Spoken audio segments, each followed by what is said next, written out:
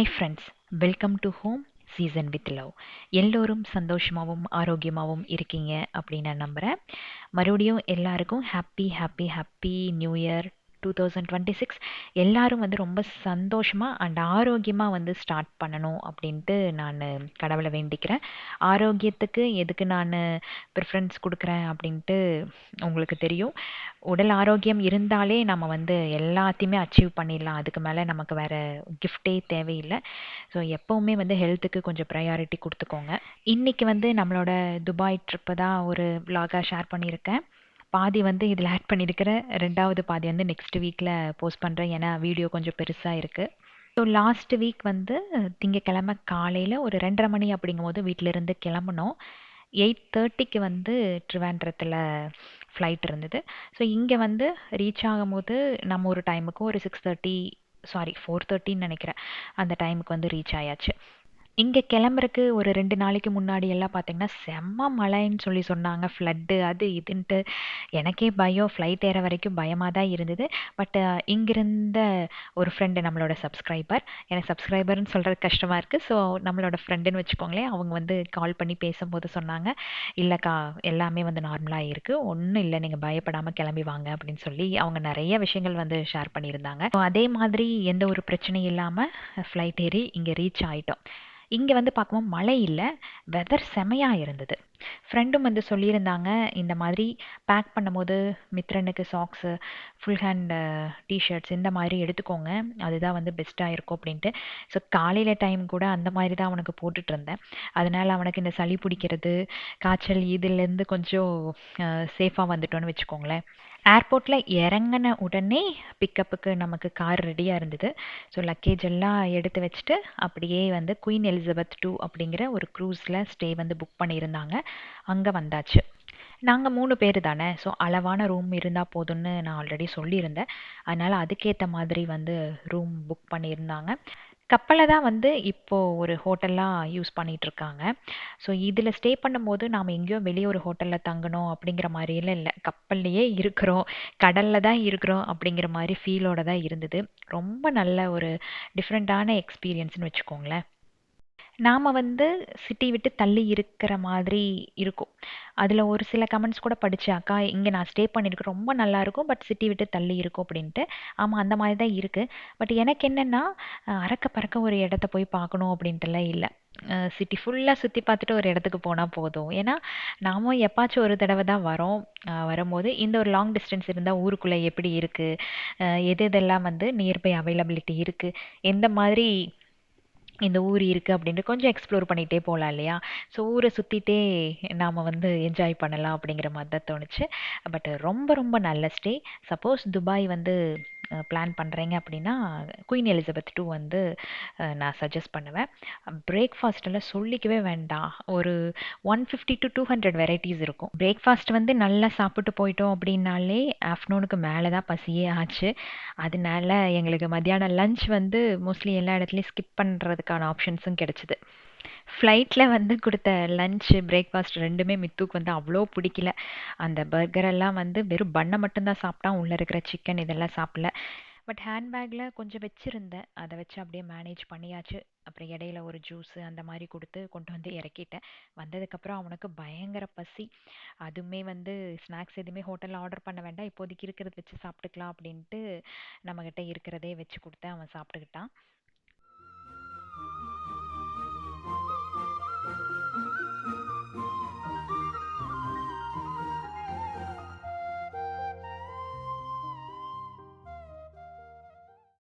So இது வந்து ட்ரிப்போட first day.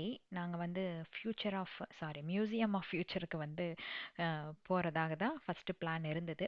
காலையில் பிரேக்ஃபாஸ்ட்டு முடிச்சுட்டு அப்படியே கிளம்பிட்டோம். வந்ததுக்கப்புறம் அந்த ஜெட் லேக் அப்படியெல்லாம் எதுவும் இல்லை, ஏன்னா வெறும் ஒரு 1.5 மணி நேரம் டிஃப்ரென்ஸ் தானே. அதனால எங்களுக்கு எல்லாமே வந்து கொஞ்சம் ஆக்டிவாக இருந்த மாதிரி தான் தோணுச்சு, நல்லா ஃப்ரெஷ்ஷாக தான் இருந்தோம். ஒரு 9:30 to 10க்குள்ளே வந்து காரு ஸ்கெட்யூல் பண்ணியிருந்தாங்க.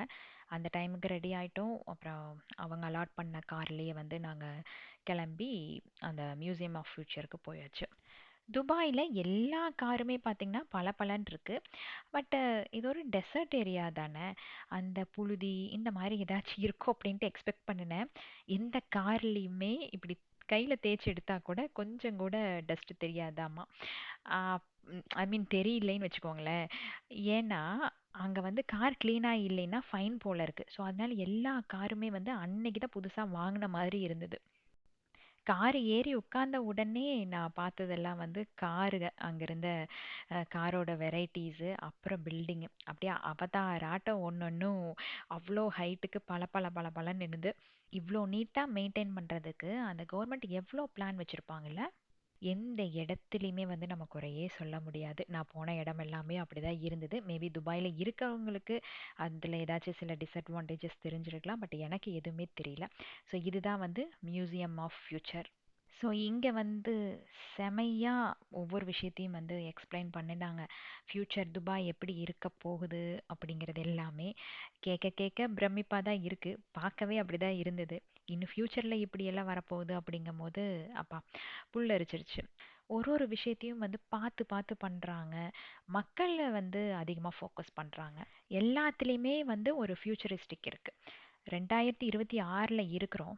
பட் 2070, 75ல எப்படி இருக்கணுமோ அது இப்போ கொண்டு வரணும் அப்படின்ட்டு மைண்டில் வச்சுட்டே வந்து இந்த துபாயோட டெவலப்மெண்ட் போயிட்டு இருக்குன்னு நினைக்கிறேன்.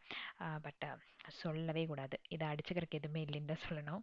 இங்கே வந்து நாங்கள் என்ட்ரு ஆகும்போது ஒரு 11 மணின்னு வச்சுக்கோங்களேன். அந்த டைமுக்கு தான் வந்து எங்களுக்கு டிக்கெட்டும் அலாட் பண்ணி கொடுத்துருந்தாங்க. நான் போனது வந்து திமாக் டூர்ஸ் மூலமான உங்ககிட்ட சொல்லியிருந்தேன். திமாக் டூர்ஸ் வந்து எனக்கு ஒரு 2 இயர்ஸாக தெரியும். ஹஸ்பண்ட் அப்போ இருக்கும் போதே வந்து 2, 3 கொலாபுக்கு வந்து கேட்டிருந்தாங்க. பட் என்னோட சுச்சுவேஷன்னால வர முடியல. ஸோ இது வந்து கொலாபாக நான் கொண்டு போக எனக்கு விருப்பம் இல்லை. பட் நான் வந்து வெளியே போகணும் அப்படின்ட்டு யோசிக்கும் போது கரெக்டாக எனக்கு திமாக் டூர்ஸ் தான் வந்து ஞாபகம் வந்தது. ஏன்னா அவங்க வந்து நான் சேட் பண்ணும் போதே அவ்வளோ நல்ல ஒரு ஃப்ரெண்ட்லியாக பேசுவாங்க பண்ணுவாங்க. சரின்ட்டு அவங்கள தான் வந்து நான் அப்ரோச் பண்ணேன். எனக்கு வந்து ஒரு நல்ல பேக்கேஜ் கொடுப்பீங்களா? இது வந்து நான் கொலாபரேஷனுக்காக கேட்கல.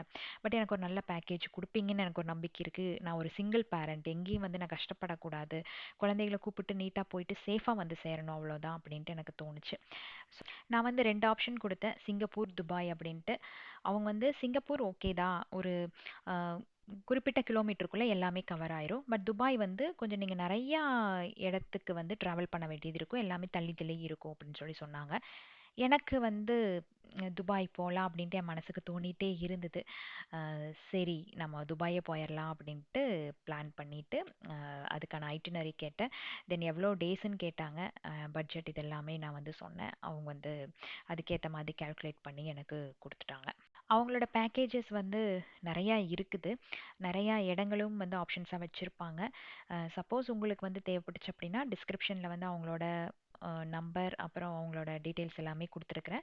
நீங்கள் செக் பண்ணிக்கோங்க. இப்போ ஏப்ரல் 2 வந்து குரூப் டூர் துபாய்க்கு அரேஞ்ச் பண்ணிகிட்ருக்காங்க. அதில் வேணாலும் உங்களுக்கு தேவைப்பட்டுச்சுன்னா நீங்கள் ஜாயின் பண்ணிக்கலாம். ஓவராலாக சொல்லணும் அப்படின்னா இந்த மியூசியம் வந்து பாஸ்ட்டை பற்றி எதுவுமே சொல்லலை. ஃப்யூச்சரை பற்றி மட்டுமே வந்து ஃபோக்கஸ் பண்ணியிருக்காங்க. சிம்பிளாக சொல்லணும் அப்படின்னா வாட்ஸ் நெக்ஸ்ட் அவ்வளோதான். பிளேஸ் வந்து ஒரு ஆப்டிமிசம் அண்ட் ஹோப் விசிட்டர்ஸை வந்து என்கரேஜ் பண்ணுது.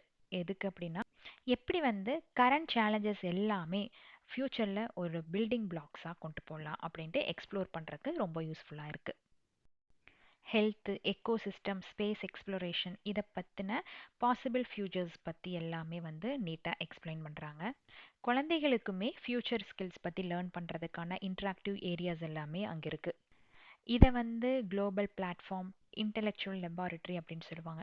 ஏன்னா சயின்டிஸ்ட்டு, இன்னோவேட்டர்ஸ், திங்கர்ஸ், விசிட்டர்ஸ் இவங்க எல்லாருமே வந்து இங்கே இருக்கிற டாபிக்ஸில் எக்ஸ்ப்ளோர் பண்ணுறது. அதாவது technology, society, biology, cities, life on earth, even in ஸ்பேஸில் கூட எப்படி ஃப்யூச்சரில் இருக்க போகுது அப்படின்னு இங்கே வந்து நல்லா எக்ஸ்ப்ளோர் பண்ணிட்டு போகலாம்.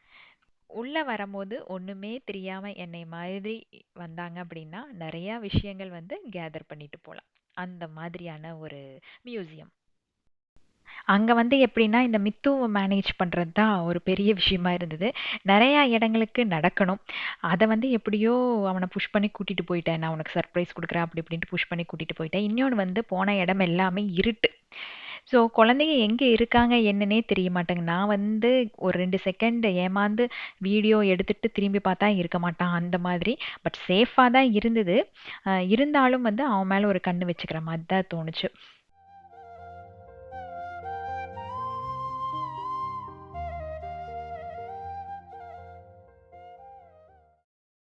ஒரு இடத்துல நான் பாட்டுல நடந்து போயிட்டுருக்கேன். ஒரு குழந்தை பக்கத்துல நிக்குது. நான் மித்துன்னு நெனச்சுட்டு, நான் அந்த குழந்தையவே பார்க்கல. "வா போலாம்" அப்படின்ட்டு நான் கைய புடிச்சு இழுக்கிறேன். அந்த குழந்தையும் என் கூட வந்துருச்சு, பாதி தூரம். அதுக்கப்புறம் பார்த்தா, அந்த பொண்ணு வந்து ஐ மீன் அந்த குழந்தை வந்து நான் அம்மான்னு நெனச்சு என் கூட வந்துருச்சு. நான் மித்துன்னு நெனச்சு அந்த குழந்தைய கூட்டிட்டு போயிட்டேன். கடைசில 2 பேரும் பார்த்துட்டு முழிக்கிறோம். நல்ல வேளை அவங்க அம்மா, அப்பா பின்னாடி தான் இருந்திருக்காங்க. அவங்க 2 பேரும் ஃபோட்டோ எடுத்துட்டு இருந்திருக்காங்க. குழந்தை தனியா நின்னுட்டு இருந்திருக்கு. அப்புறம் அவங்க வந்து தமிழ்க்காரங்கங்காட்டி என்னைய வந்து எதுவும் பேசலன்னு நெனைக்கிறேன். என்னைய பார்த்து சிரிச்சுட்டு குழந்தைய கூப்பிட்டு போயிட்டாங்க. ஆனா மித்து வந்து சேஃபா அவங்க அக்கா கூட இருந்தா. அதனால பிரச்சனை இல்ல. இந்த இடத்துல என்னன்னு தெரியல. சம் வைப்ரேஷன் பட் சுத்தி எல்லாருமே படுத்துட்டு ரிலாக்ஸ் பண்ணிட்டு போனாங்க. அந்த லைட் ரேஸ் நம்ம மேல படும்போது அந்த ஸ்ட்ரெஸ் ரிலீவ் ஆகும்னு நினைக்கிறேன். சம்திங் ஏதோ எனக்கு கரெக்டா அது என்னன்னே தெரிய வரல. ஆனா மித்துக்கு வந்து கால் வலி. வாமா அப்படின்னு சொல்லி இழுத்து கொண்டு போய் என்னை அங்க படுக்க வச்சுட்டான். படுக்க வச்சுட்டு கொஞ்ச நேரம் மொபைல் தரீங்களா? அப்படியே படுத்துட்டே பார்க்கலாம் அப்படின்னு அடி வாங்குவ மாதிரி எதுக்கு எந்திரிச்சு வாடா அப்படின்ட்டு அப்புறம் கூப்பிட்டு வந்தேன். என்ன நடக்கிறது ஒன்று தான் கொஞ்சம் ஜாஸ்தியா இருந்தது அங்க. துபாயோட ஃப்யூச்சர் பிளான்ல எனக்கு 2 விஷயம் ரொம்ப பிடிச்சது. இது வந்து நோ பிளாஸ்டிக் அப்படிங்கிற இத வந்து கொண்டு வர போறாங்க போல இருக்கு. ஸோ பிளான்ட்ல இருந்தே வந்து ஒரு லேயர் மாதிரி கிரியேட் பண்ணிட்டு, அத நம்ம அப்படியே சாப்பிட்டுக்கலாம். அதாவது எடிபிள் இதுன்னு வச்சுக்கோங்களேன். ஸோ அதிலேயே வந்து சாக்லேட்ஸு, அப்புறம் வந்து சோப்பு, பாடி வாஷ் இது எல்லாமே வந்து ரெடி பண்ண போறாங்க போல இருக்கு. ஸோ அதுக்கான ஒரு வீடியோ வந்து போயிட்டு இருந்தது. ஒரு 5 மினிட்ஸ் நல்ல இன்ஃபர்மேட்டிவா இருந்தது. எவ்வளோ கிரியேட்டிவா யோசிச்சிருக்காங்கன்னு பாருங்களேன். ஸோ இது வந்து நமக்கு இன்டேக். நெக்ஸ்ட்டு பார்த்தீங்கன்னா, பாடி வாஷு, அப்புறம் ஷாம்பு. அப்படியே தலையில வச்சாலோ, இல்ல உடம்புல வச்சாலோ அப்படியே கரைஞ்சிடுற மாதிரியான ஒரு ஆப்ஷன் தான். இது வந்து வந்துச்சு அப்படின்னா, கண்டிப்பா பிளாஸ்டிக்ஸ வந்து முற்றிலும் தவிர்த்துருவோம். ஏன்னா சின்ன சின்னதா இருக்கிறதா அவ்வளோ சீக்கிரம் மக்கி போகாதுன்னு சொல்லுவாங்க. பட் அதுக்கு தான் நம்ம அதிகப்படியான பிளாஸ்டிக்ஸ் வந்து யூஸ் பண்ணிட்டுருக்கோம். ஸோ இந்த மாதிரி தான், அதாவது இந்த லீஃப் எல்லாம் வச்சு தான் இதெல்லாம் தயாரிக்க போறாங்க போல இருக்கு. ஸோ எது எது வந்து பண்ண போறாங்க அப்படின்ட்டு ஒரு சில எக்ஸாம்பிள்ஸ் வந்து அங்க வச்சிருந்தாங்க. இன்னொன்னு வந்து ஏர் டாக்ஸி. அது 2026லயே வரப்போகுதாம். ஸோ அதுவும் வந்து சூப்பரா இருக்கும்னு நெனைக்கிறேன். ஏன்னா கீழ வந்து இடம் பத்தல. க்ரவுடு ஜாஸ்தி. மெட்ரோலயும் வந்து இடம் பத்தலைன்னு நெனைக்கிறேன். அதுக்காகவே வந்து ஏர் டாக்ஸி. பட் ரொம்ப எக்ஸ்பென்சிவா தான் இருக்கும். அ ஆனாலும் பாருங்களேன், ஏர் டாக்ஸி அப்படிங்கிறது வந்து ஒரு சாதாரணமான விஷயம் இல்ல. ஸோ அது வந்து 2026ல வந்துரும் அப்படின்னு சொல்லியிருக்காங்க.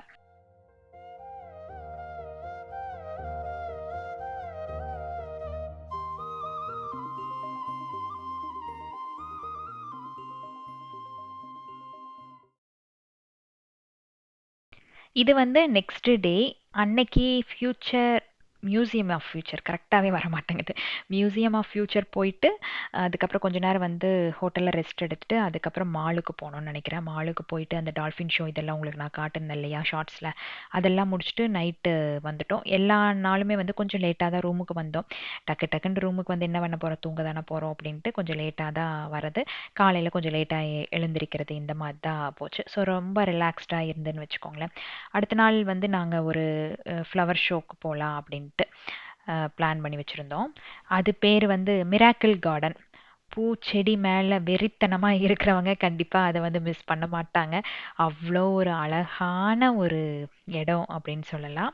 துபாய் போனீங்க அப்படின்னா, நான் இதுல காட்டுன சில பிளேஸஸ் வந்து மிஸ் பண்ணாம கண்டிப்பா வந்து ஒரு தடவைனாலும் லைஃப்ல விசிட் பண்ணணும் அப்படிங்கிற மாரியான பிளேஸஸா இருக்கும். அதனால கண்டிப்பா பாருங்க.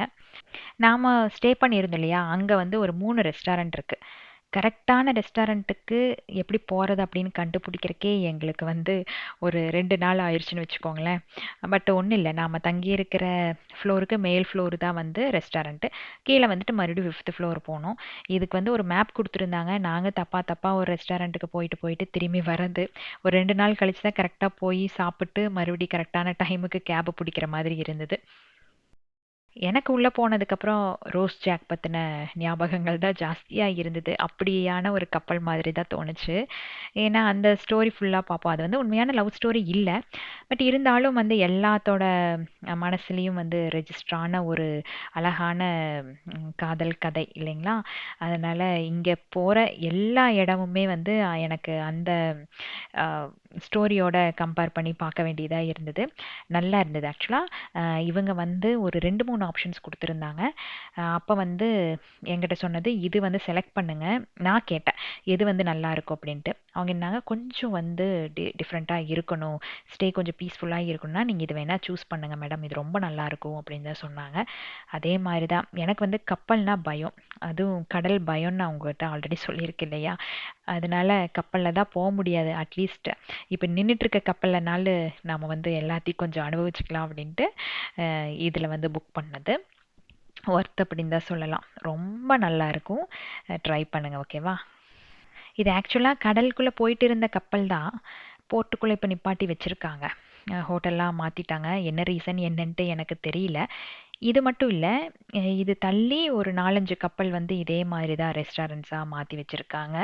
அ ரீசன் என்னன்னு தெரியல. மேபி பிசினஸ் மோட்டிவா கூட இருக்கலாம். நெறைய பேரு இதுல போயிருக்கறதுக்கான வாய்ப்புகள் கம்மியா இருந்திருக்கும். அப்புறம் இதுல இன்வெஸ்ட் பண்ணவங்க மேபி இப்படி கொண்டு வந்து நிப்பாட்டி ஹோட்டலா இது பண்ணோம் அப்படின்னா, ரீச் நல்லா இருக்கும் அப்படிங்கிறதுக்காக பண்ணாங்களோ என்னமோ!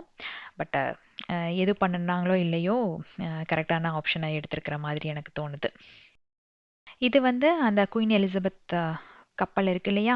அதுக்கு முன்னாடியே வந்து ஒரு ரிசப்ஷன் ஆட்ட வச்சிருக்காங்க. செட்டப் பண்ணியிருக்காங்க. இது ஒரு பெரிய ஹால். தென் சின்ன சின்ன ஷாப்ஸ் எல்லாம் இருந்தது. எக்ஸ்பென்சிவ் தான். எப்பவுமே அப்படிதானே ஹோட்டலுக்குள்ள எது நாம ஆர்டர் பண்ணாலும் கொஞ்சம் ஜாஸ்தியா தான் இருக்கும். ஸோ அதனால சுத்தி பார்க்கறக்கு ஓகே. அங்க கொஞ்ச நேரம் உட்காந்து அந்த புக்ஸ் படிக்கிறது, இந்த மாரி டைம் ஸ்பெண்ட் பண்ணிக்கலாம். அந்த மாதிரி இதுக்கெல்லாம் வந்து ரொம்ப நல்லா இருந்தது.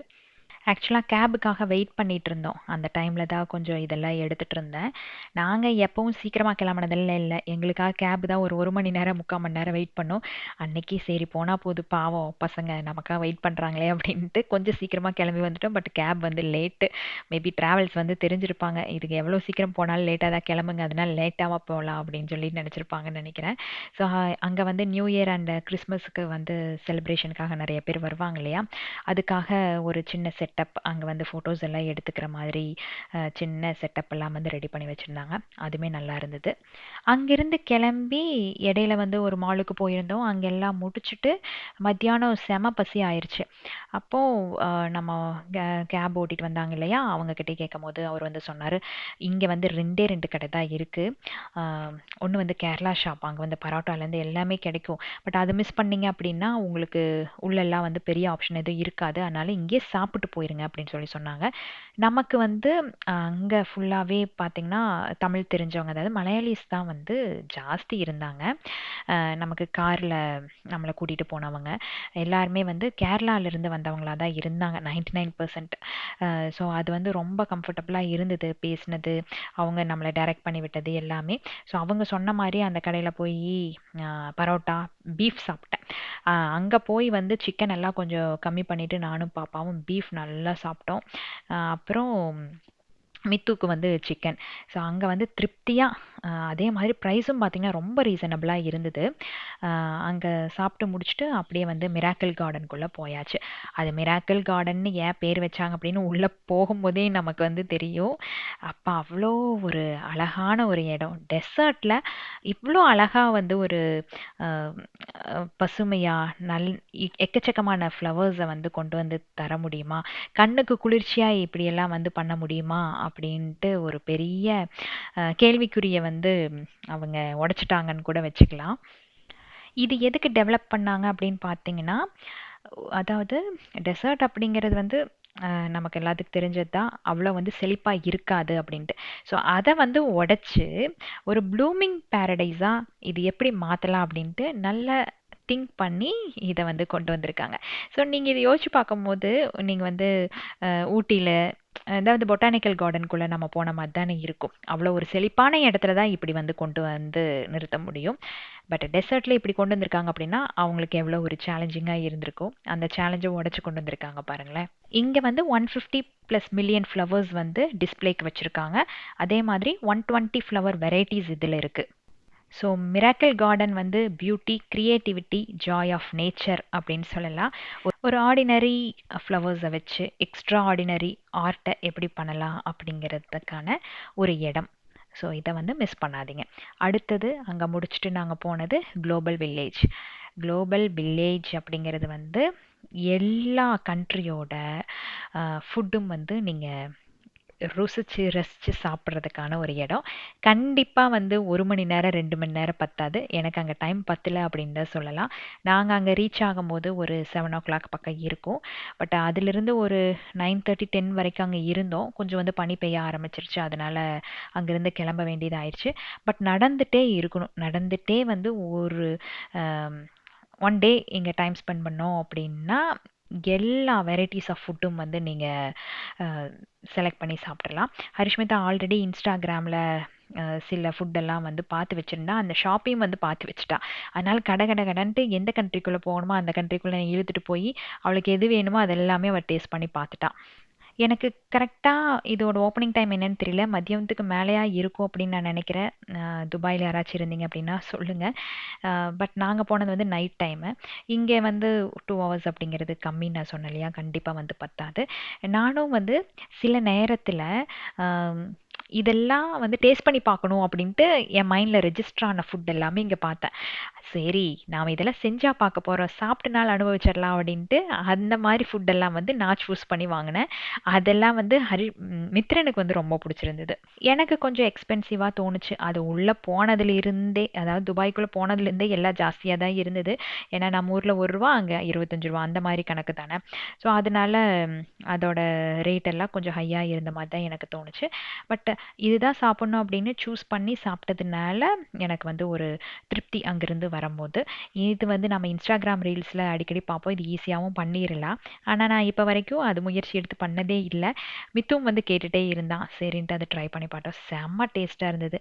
அதுக்கு வந்து 2 டிப் வந்து கொடுத்துருந்தாங்க. ஒன்று வந்து பிஸ்தா, தென் சாக்லேட்டு. பிஸ்தாவோட டிப் பண்ணி சாப்பிடும்போது அப்பா அமிர்தமாட்டம் இருந்தது.